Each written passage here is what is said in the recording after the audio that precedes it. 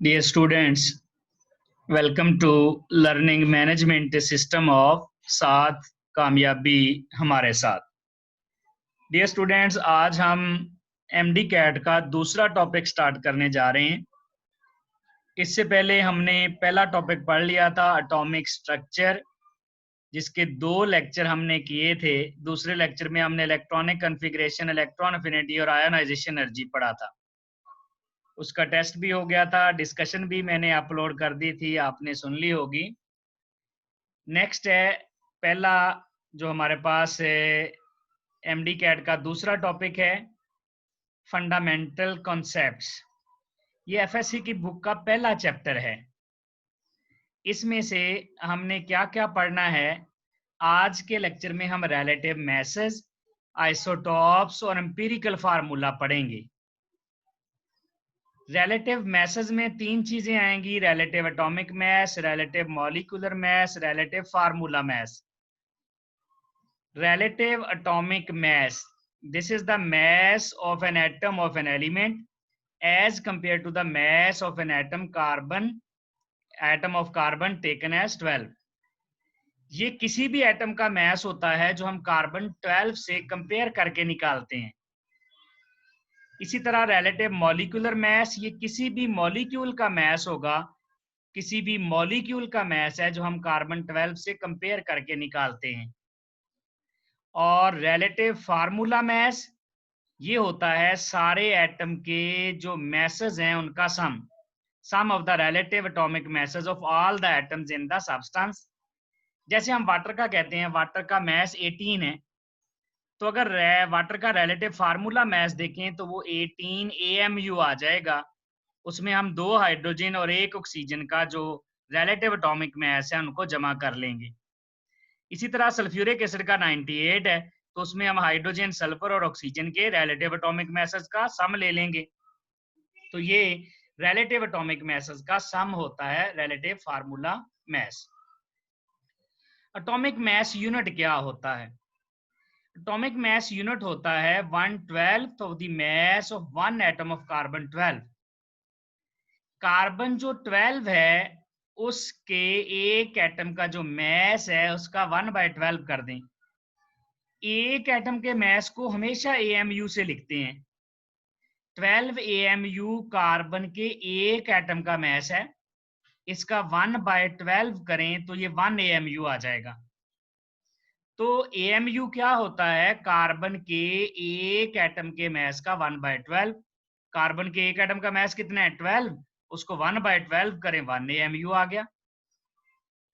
अब ये निकालते कैसे हैं? Relative atomic mass, mass of an atom of an element divided by 1/12 of the mass of an atom of carbon 12।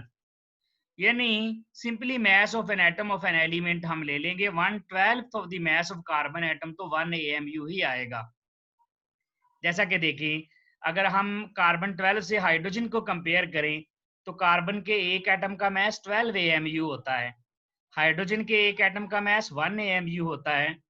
तो इसका मतलब है कार्बन के एक एटम के मास के बराबर करने के लिए हमें हाइड्रोजन एटम के 12 एटम चाहिए। हाइड्रोजन के 12 एटम मिलेंगे तो कार्बन के एक एटम के मास जो मास है उसके इक्वल मास आएगा। इसी तरह देखें, मैग्नीशियम का 24 होता है, तो मैग्नीशियम के एक एटम का मास जो है वो कार्बन के 2 एटम के मास के बराबर होगा। कार्बन के एक एटम का मास 12, दूसरे का 12 है, तो कार्बन के 2 एटम का मास मिलेगा तो मैग्नीशियम के एक एटम का मास बनेगा। हाइड्रोजन के 12 एटम का मास मिलेगा तो वो कार्बन के एक एटम का मास बनेगा। नेक्स्ट है value of the atomic mass unit. ये होती है 1.661 into 10⁻⁻27 किलोग्राम या 1.661 into 10⁻⁻24 ग्राम्स। अब ये वैल्यू आई कहाँ से है? इतनी वैल्यू, ये जो वैल्यू AMU की है कैसे आ जाती है? देखिएगा, अगर हमारे पास Avogadro number of atoms of carbon हो, mass of 6.02 10⁻23 atoms of carbon, तो वो 12 ग्राम होता है। 1 मोल अगर कार्बन के एटम हो तो mass 12 ग्राम होगा। अगर कार्बन का एक एटम हो तो ये एवोगैड्रो नंबर इधर आके डिवाइड हो जाएगा। तो कितना आंसर आ गया? एवोगैड्रो नंबर को डिवाइड करें, 1.993 10⁻⁻23 ग्राम्स। ये कार्बन के एक एटम का मैस है। कार्बन के एक मोल एटम का मैस 12 ग्राम है। एक एटम का निकालना है तो एवोगैड्रो नंबर से डिवाइड कर दें, ये आ जाएगा। अब ये कार्बन के एक एटम का मैस है। एएमयू क्या होता है? कार्बन के एक एटम के मैस का 1/12 करना होता है। तो आप कार्बन के एक एटम के मैस का 1/12 करें तो देखिए आंसर आ जाएगा 1.661 10⁻24 ग्राम। यानी कार्बन के एक एटम का जो मैस था उसका 1/12 एएमयू होता है। ये एएमयू की वैल्यू हम इस तरह से ड्राइव करते हैं। नेक्स्ट है इनवर्स ऑफ एवोगैड्रो नंबर। ये जो एएमयू होता है ये एवोगैड्रो नंबर का इनवर्स होता है। देखिएगा, अगर हमारे पास Avogadro number of atoms of carbon हो तो 12 ग्राम। अगर एक एटम हो तो मैं इसको लिख सकता हूँ 12 बाय एवोगैड्रो नंबर, या इसको ऐसे लिख सकता हूँ 12 इंटू 1 बाय एवोगैड्रो नंबर। ये 12 है, ये इंटू 1 बाय एवोगैड्रो नंबर कर देता हूँ। और जब इसको सॉल्व करूंगा 12 इंटू 1 बाय एवोगैड्रो नंबर को, तो ये 1 बाय एवोगैड्रो नंबर आता है 1.661 10⁻24 ग्राम। 12 अपनी जगह पर वैसे ही रहेगा। जब 1 बाय एवोगैड्रो नंबर को सॉल्व करेंगे तो एएमयू आ जाएगा। तो ये 12, ये एएमयू की वैल्यू है, तो ये बन जाएगा 12 एएमयू। यानी ये जो एएमयू है ये एक्चुअली एवोगैड्रो नंबर का इनवर्स है। अगर 1 बाय एवोगैड्रो नंबर कर दें तो एएमयू की वैल्यू आ जाती है। नेक्स्ट है हमारे पास mass of 1 atom of carbon. Carbon के एक एटम का मैस 12 एएमयू है। अब हम यहाँ एएमयू की वैल्यू भी लिख सकते हैं 12 इंटू 1.661 10⁻24 ग्राम। अब ये जो एएमयू की वैल्यू है ये एवोगैड्रो नंबर का इनवर्स होता है, तो मैं इसको 1 बाय एवोगैड्रो नंबर करके भी लिख सकता हूँ, क्योंकि एएमयू क्या है? 1 बाय एवोगैड्रो नंबर। और जब मैं इसको सॉल्व करूंगा तो ये आ जाएगा 1.993 10⁻23 ग्राम्स। तो ये कार्बन का एक एटम का मैस है, ये भी, ये वाला भी, ये भी और ये भी। अगर हम रिलेटिव मॉलिक्यूलर मैस देखें, एक मॉलिक्यूल का मैस ऑक्सीजन का 32 एएमयू, एक मॉलिक्यूल का मैस 32 एएमयू है। अगर एक मोल का निकालना हो तो 32 ग्राम आएगा। इसी तरह वाटर के एक मॉलिक्यूल का 18 एएमयू, कार्बन डाइऑक्साइड 44 और सल्फ्यूरिक एसिड 98 एएमयू है। अगर मैं इसको ग्राम में लिखूंगा तो ये एक मोल का मैस होगा। Dear students, next isotopes discovered by Soddy. Similarities क्या है आइसोटोप्स में? एटॉमिक नंबर सेम होता है, नंबर ऑफ इलेक्ट्रॉन सेम होते हैं, नंबर ऑफ प्रोटॉन सेम होते हैं, केमिकल प्रॉपर्टी सेम होती है। केमिकल प्रॉपर्टी डिपेंड करती है नंबर ऑफ इलेक्ट्रॉन पे, खास तौर पर नंबर ऑफ वैलेंस इलेक्ट्रॉन पे। तो आइसोटोप्स में चूंकि इलेक्ट्रॉन सेम होते हैं तो केमिकल प्रॉपर्टी भी सेम होती है। अगर इलेक्ट्रॉन सेम है तो इलेक्ट्रॉनिक कन्फिग्रेशन भी सेम होगी। इलेक्ट्रॉनिक कन्फिग्रेशन क्या है? इलेक्ट्रॉन की अरेंजमेंट है। अगर इलेक्ट्रॉन सेम है तो अरेंजमेंट भी सेम होगी। इसी तरह चूंकि सारे आइसोटोप का एटॉमिक नंबर सेम है, एटॉमिक नंबर सेम है तो पीरियोडिक टेबल में पोजीशन भी सेम होगी, क्योंकि modern periodic table atomic number की बेस पे बनाया गया है। सारे आइसोटोप का एटॉमिक नंबर सेम है तो इसका मतलब है पीरियोडिक टेबल में पोजीशन भी सेम आएगी। डिफरेंसेस क्या होंगे? Dissimilarities, physical properties. Physical properties mass पे डिपेंड करती हैं, क्योंकि आइसोटोप्स का मैस डिफरेंट होता है, इसका मतलब है फिजिकल प्रॉपर्टीज डिफरेंट होंगी। नंबर, इसका रेट ऑफ रिएक्शन भी डिफरेंट होगा क्योंकि इसका मैस डिफरेंट है। इसी तरह नंबर ऑफ न्यूट्रॉन्स डिफरेंट होंगे, मैस नंबर डिफरेंट होगा और हाफ लाइफ भी डिफरेंट हो जाएगी आइसोटोप्स की। नेक्स्ट है आइसोटोप्स डिफरेंट एलिमेंट्स के, ये आपने याद करने हैं। फ्लोरीन, आयोडीन, आर्सेनिक और गोल्ड का एक ही आइसोटोप होता है। बोरोन, क्लोरीन, ब्रोमीन जो है 2, कार्बन, ऑक्सीजन, नाइट्रोजन, नियोन, इनके 3 आइसोटोप होते हैं। निकल के 5, कैल्शियम पैलेडियम 6, कैडमियम 9, टिन 11 और सिल्वर 16 होते हैं। ये सारे आइसोटोप्स हमारी बुक के चैप्टर नंबर 1 में मौजूद हैं, इसलिए ये आपने याद करने हैं। नेक्स्ट है आइसोटोप्स कार्बन के, कार्बन 12, कार्बन 13 और कार्बन 14। अगर आप चेक करें तो सब में प्रोटॉन सेम है 6 और इसमें भी 6। न्यूट्रॉन सब में डिफरेंट है 6, 7 और 8, और इलेक्ट्रॉन भी सब में सेम है। देखें वैलेंस शेल में सबके 6 इलेक्ट्रॉन है, sorry total electron valence shell में 4 हैं, टोटल 6 इलेक्ट्रॉन है, लेकिन न्यूट्रॉन सब में डिफरेंट होते जा रहे हैं। तो आइसोटॉप्स में नंबर ऑफ न्यूट्रॉन डिफरेंट होते हैं। आइसोबार्स, आइसोबार होते हैं जिनका सेम मैस नंबर सेम होता है और एटॉमिक नंबर डिफरेंट होता है। Same number of nucleon, nucleon क्या होते हैं? Number of proton plus number of neutron, यानी ये एटॉमिक मैस ही होता है। तो number of proton plus neutron same होंगे, मींस मैस नंबर सेम आएगा। Different chemical properties, different physical properties, क्यों?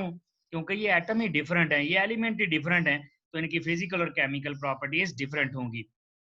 अब इसमें एग्जांपल देख लें, ये हमारे पास सीरियम है और सिलीनियम है, दोनों का मैस 76 है, ये एक दूसरे के आइसोबार हैं। आयरन और निकल भी एक दूसरे के आइसोबार हैं। आर्गन, पोटेशियम, कैल्शियम भी एक दूसरे के आइसोबार है। सोडियम और मैग्नीशियम भी, ये सोडियम का 24 वाला आइसोटोप है, और कोबाल्ट और निकल भी एक दूसरे के आइसोबार हैं। नेक्स्ट है आइसोटोन। आइसोटोन होते हैं which have same number of neutrons, different atomic number होगा इनका, डिफरेंट केमिकल प्रॉपर्टीज होंगी, डिफरेंट फिजिकल प्रॉपर्टीज होंगी, और इनका मैस नंबर भी डिफरेंट होगा। सिर्फ एक बात इनमें कॉमन होगी, और वो है नंबर ऑफ न्यूट्रॉन्स। देखिएगा एग्जांपल, ऑक्सीजन, ऑक्सीजन का एटॉमिक मैस 16 है, 16 में से 8 निकालें 8 न्यूट्रॉन है। नाइट्रोजन का 15 वाला आइसोटोप, 15 में से 7 निकालें 8 न्यूट्रॉन है, और 14 में से 6 निकालें तो इन तीनों में सेम नंबर ऑफ न्यूट्रॉन है। अगर नंबर ऑफ न्यूट्रॉन सेम हो तो इनको कहते हैं आइसोटोन्स। इसी तरह आइसोइलेक्ट्रॉनिक स्पीशीज, आइसोइलेक्ट्रॉनिक स्पीशीज होती हैं जिनमें सेम नंबर ऑफ इलेक्ट्रॉन्स होते हैं। जैसा कि देखें, सोडियम आयन 10 इलेक्ट्रॉन है, सोडियम के पास 11 होते हैं, प्लस 1 हो जाएगा तो कितने रह जाएंगे? 10। फ्लोरीन के पास 9 होते हैं, जब माइनस लिखेंगे नेगेटिव चार्ज आएगा तो 10 इलेक्ट्रॉन हो जाएंगे। इसका मतलब है सोडियम आयन और फ्लोराइड आयन आइसोइलेक्ट्रॉनिक स्पीशीज हैं। सल्फाइड, क्लोराइड, पोटेशियम और कैल्शियम सबके पास 18 इलेक्ट्रॉन है, ये भी आइसोइलेक्ट्रॉनिक स्पीशीज हैं। नाइट्रोजन, 2 नाइट्रोजन है, 7 + 7 14। कार्बन और ऑक्सीजन 6 + 8 14। 2 कार्बन है, 12 + 2 14। कार्बन प्लस नाइट्रोजन 7 + 6 13, और एक नेगेटिव चार्ज का 14। तो इन सब में 14 इलेक्ट्रॉन है, इसका मतलब है ये भी आइसो इलेक्ट्रॉनिक स्पीशीज हैं। अगर हम आइसोटॉप्स की रिलेटिव अबंडेंस देखें तो टोटल आइसोटॉप हमारे पास 580 हैं, जिनमें से जो नेचुरल हैं वो 280, और जो आर्टिफिशियल डिसइंटीग्रेशन से बनाए गए हैं वो 300 हैं, जैसे ये फ्यूजन और फिशन से बनाए जाते हैं।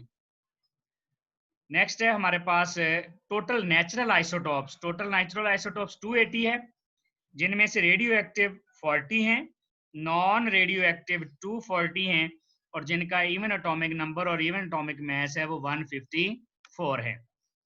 रिलेटिव अबंडेंस में ऐसे आइसोटॉप्स जिनका एटॉमिक नंबर इवन होता है, elements with even atomic number almost never possess more than 2 isotopes. इनके 2 से ज्यादा आइसोटॉप्स नहीं होते, लेकिन जिनका एटॉमिक नंबर इवन होता है उनके ज्यादा आइसोटॉप होते हैं। लेकिन जिनका मल्टीपल ऑफ 4 होता है mass, they are very very abundant. जैसा कि अगर हम एग्जांपल देखें, हमारे पास है ऑक्सीजन, मल्टीपल ऑफ 4 है 16। इसी तरह मैग्नीशियम भी multiple of 4, silicon multiple of 4, calcium multiple of 4, और आयरन भी मल्टीपल ऑफ 4। ये सारे ऐसे आइसोटोप हैं जिनका एटॉमिक मास 4 का मल्टीपल है। ये इतने ज्यादा अबंडेंट होते हैं, इतने ज्यादा अबंडेंट होते हैं, they form 50% of the earth crust, कि ये अर्थ क्रस्ट का 50% बना देते हैं, इतने अबंडेंट आइसोटॉप्स होते हैं। नेक्स्ट है dear students empirical formula. Empirical formula, empirical का लफ्जी मतलब होता है एक्सपेरिमेंटल। एम्पिरिकल का लफ्जी मतलब होता है एक्सपेरिमेंटल। ये ऐसा फार्मूला है जो एक्सपेरिमेंट से निकाला जाता है। एक्सपेरिमेंट का नाम है कंबस्शन एनालिसिस या एलिमेंटल एनालिसिस। एग्जांपल्स देखें, पहले डेफिनेशन देख लें। ये सिंपलेस्ट फार्मूला है which gives the whole number ratio between the atoms. जैसा कि देखें, हमारे पास ग्लूकोज है, इसका मॉलिक्यूलर फार्मूला C6H12O6 है। इनमें से जो सबसे छोटा नंबर होगा जिसकी एटॉमिसिटी कम होगी उस पर डिवाइड कर दें तो ये सिंपलेस्ट फार्मूला, एम्पिरिकल फार्मूला आ जाएगा। ये सिंपलेस्ट रेशियो है और होल नंबर है, जैसे ये 1 है, ये 2 है, ये 1 है, फ्रैक्शन में नहीं है। अगर आप एस्टिक एसिड को देखें तो उसका भी एम्पिरिकल फार्मूला यही होगा। इसका मतलब है दो डिफरेंट कंपाउंड का एम्पिरिकल फार्मूला सेम हो सकता है, मींस एम्पिरिकल फार्मूला हमें सही इंफॉर्मेशन नहीं देता। अगर एम्पिरिकल फार्मूला दिया हो तो हम किसी भी कंपाउंड का मॉलिक्यूलर फार्मूला नहीं बता सकते, क्योंकि एम्पिरिकल फार्मूला सही इंफॉर्मेशन नहीं देता। बेंजीन का C6H6 है, empirical formula CH। Acetylene C2H2, ये भी CH। देखिए इन दोनों का भी एम्पिरिकल फार्मूला सेम आ गया है। इसका मतलब है एम्पिरिकल फार्मूला, अगर सिर्फ आपको एम्पिरिकल फार्मूला दे दिया जाए और मॉलिक्यूल पूछा जाए तो हम नहीं बता सकते जब तक कि एडिशनल इंफॉर्मेशन ना दी जाए। जैसा कि मॉलिक्यूलर अगर मैस बता दिया जाए तो फिर आइडिया हो जाता है। नेक्स्ट है स्टेप्स कौन कौन से हैं। पहला स्टेप है परसेंटेज कंपोजिशन निकालो, दूसरा मोल निकालो, तीसरे नंबर पे सिंपलेस्ट रेशो निकालो। अगर होल नंबर आ जाए तो ये एम्पिरिकल फार्मूला है, अदरवाइज उसको होल नंबर बना लेते हैं। नेक्स्ट है dear students combustion analysis, this is also called elemental analysis. Combustion क्या होता है? Burning of organic compound in the presence of air is called combustion. आप in the presence of oxygen भी कर सकते हैं। ऑर्गेनिक कंपाउंड कौन से होते हैं? जिनमें कार्बन, हाइड्रोजन और ऑक्सीजन होता है। और प्रोडक्ट इसमें सिर्फ और सिर्फ कार्बन डाइऑक्साइड और वाटर बनते हैं। सोल प्रोडक्ट्स यानी only products carbon dioxide and water.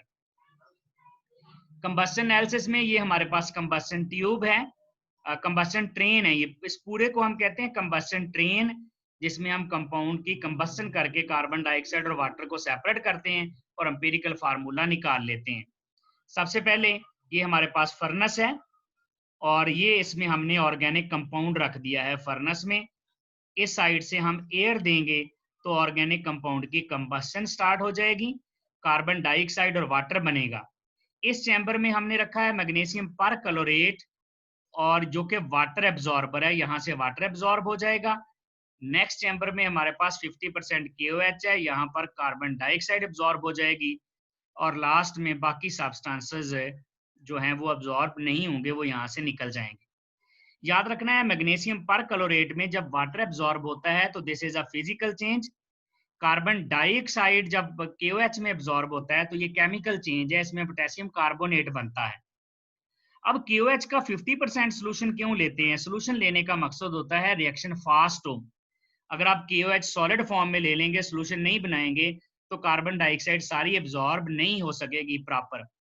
तो सोल्यूशन में सारी की सारी कार्बन डाइऑक्साइड एब्जॉर्ब करने के लिए और रिएक्शन को फास्ट करने के लिए हम KOH का सोल्यूशन यूज करते हैं। आप सेकंड ईयर की भी बुक में पढ़ते हैं all hydroxides are carbon dioxide absorber.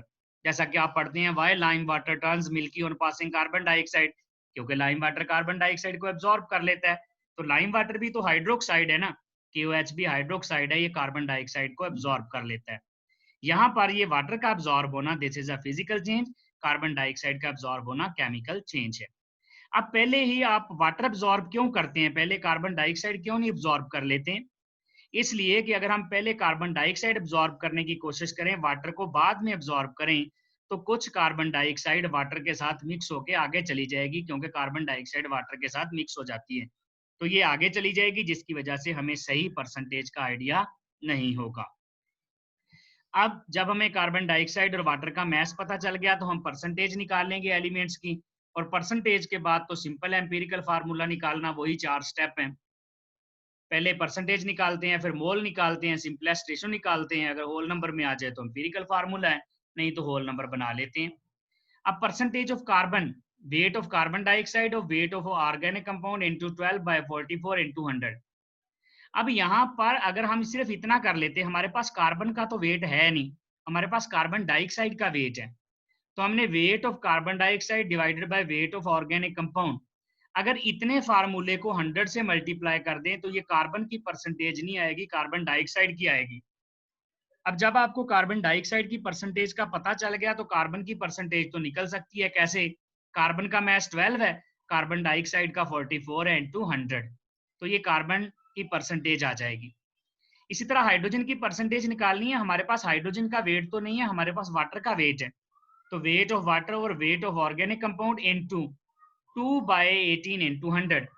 अगर सिर्फ इतना सा फार्मूला ले, weight of water, wait of organic compound और 100 से मल्टीप्लाई कर दें, तो ये हमारे पास वाटर की परसेंटेज आएगी, ये हाइड्रोजन की नहीं होगी। अब वाटर में हाइड्रोजन की निकालनी है, तो वाटर में कितने हाइड्रोजन है? 2।